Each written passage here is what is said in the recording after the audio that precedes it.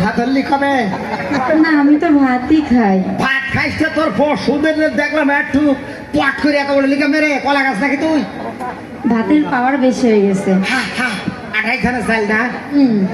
শোন আমি নামাজ কালাম পড়ে খুব দোয়া করছি মনি আল্লাহ আপনি আমার এই বাংলাদেশে একদম কোনো অবস্থাতে কোনো কায়দায় গৃহযুদ্ধ দেবেন না একটু নামাজ পড়ে তুই আঘা ডার্লিং ঠিক আছে, তুমি ডার্লিং বলে স্বীকার করলা। কিরা হয়ে এবার আছে তুমি তো বললা আমার বাড়া আকাঙ্ক্ষে আমি আপনাদের ছোট ভাই না মাফ করে দেবেন আমি তো ডার্লিং করতে শোন মিয়া খলি বাবা সিটি আমি রিসিভ করি না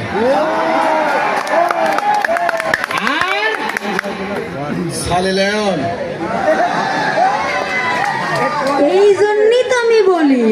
আমার বোনের এত সেন্টানা স্বভাব কেন? সাতুর আড়ি ভাঙিয়ে গেল না তোর বলে সেন্টানা মানে তুই কি হচ্ছে রে? আরে আমি একটা পুরুষ মানুষ আরে আর আমার বউ সেন্টানা মানে কে কার সাথে কোন বিষয় মকলেসের সাথে দেখি যে উটিস পিটিস করে কারণ নাকি এবার বুঝতে পারতেছে যেমন দুলাভাইয়ের কোনো জায়গায় সমস্যা আছে। আমি বাংলাদেশের মানুষ আমার কিসের সমস্যা? বাংলাদেশের যে হাওয়া বাংলাদেশের যে খাবার এই খাবারে আমি পুষ্টিকর শোন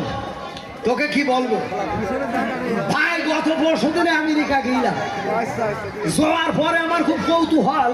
যে এই ওয়াশিংটনে আসলাম একটা বাংলা কথা কওয়া লোক দরকার আছে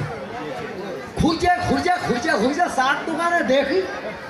সাবেক প্রেসিডেন্ট জো বাইডেন চা খাচ্ছে এরপরে আমি মনে করলাম যাদিনার সাথে কথা কয়ে মজা হবে উনি চা খাচ্ছে রং করছে ভুরু নাচ আছে মনে হচ্ছে আমি হামবক আর এক সড়ক মেরে কাছে কেরলিস আমি তখন চিন্তা করলাম নিশ্চয়ই আমার বদনাম করেছে আমরা বাঙালি জাতি আমরা বীরের জাতি আমরা হাত রাজি না সাথে সাথে পূজা করলাম ফাক ইস্টু লাইক সিসি ফাক